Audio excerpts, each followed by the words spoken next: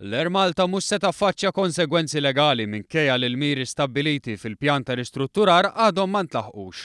Tgħid il-Kummissjoni Ewropea hekk kif kwotata minn The Malta Independent.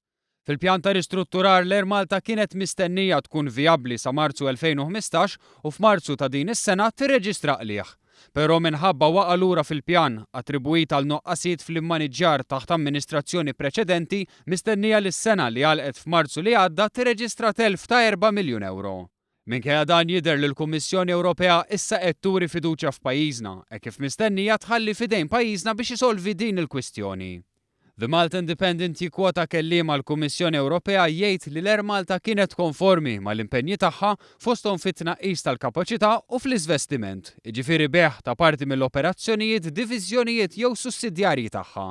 Fil-fatt fost miżuri oħra kien hemm il-beħ ta' Selmun Pelis u tnaqqis tal-flotta, għalkemm ma tnaqsux it-titjiriet u destinazzjonijiet. Rigward is-sejba ta' sieħeb strateġiku għall-Air Malta, il-Ministru għat-Turiżmu Edward Zammitlu istenna li qed isiru diskussjonijiet bil-pjan u li jkun iffirmat Memorandum of Understanding ma' sieħeb strateġiku li mbagħad jiftaħ it-triq għal diskussjonijiet fl-aspett tekniku.